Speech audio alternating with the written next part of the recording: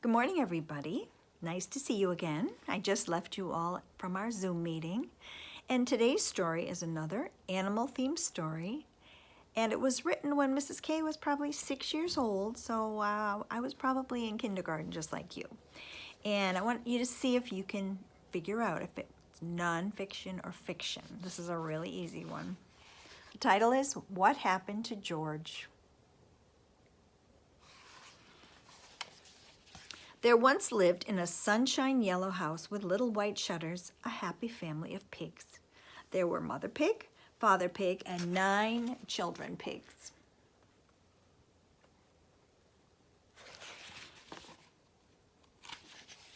The children pigs were all as clean and polite and busy as pigs can be. But the best little pig of them all was George. Here's George. On rainy days, he always made sure his boots were on.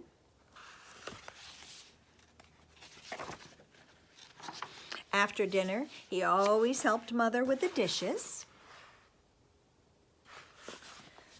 And every night after school, he helped his teacher to clean the blackboard. Blackboard is kind of like a smart board that you used a long time ago.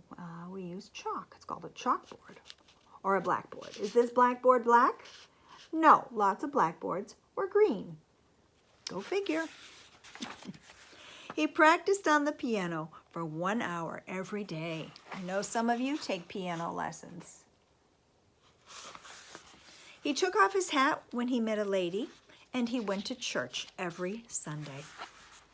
He's a good little pig. Have you figured out if it's fiction or nonfiction yet? In fact, George was practically perfect in every way, except for one thing.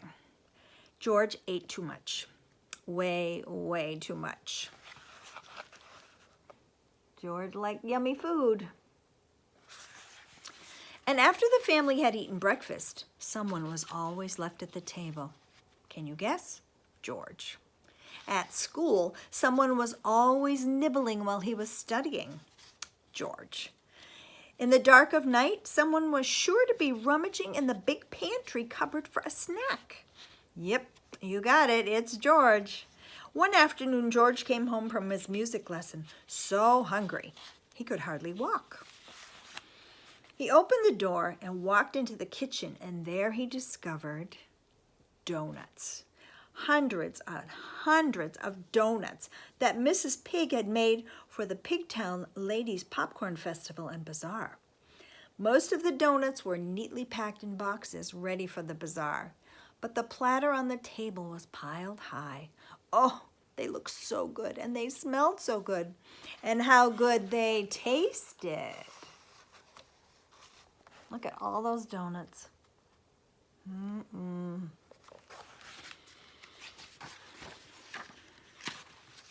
George ate 1 donut and 2 donuts and 3 donuts and 4 donuts and 5 donuts and 6 donuts and 7, 8, 9, 10 donuts and 11 donuts. Wow. I think he likes donuts. All the donuts were gone. George had eaten 12 donuts, and then it happened. What do you think happened? Boom! George, the kitchen roof, and the donuts were gone. I forgot to tell you it's a sad story. Can you guess what happened to George? No one knows what happened to George. His mother believes that he flew up into the sky because he was such a good little pig. He's got a donut halo. His friends believe that he changed into a blimp and sailed away because he was such a big little pig.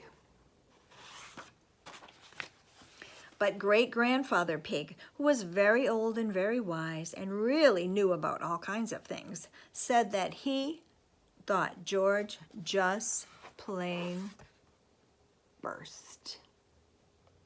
Boom. Poor George. Not a very happy ending. So did you figure out, is this fiction or nonfiction? If you guess fiction, you're right.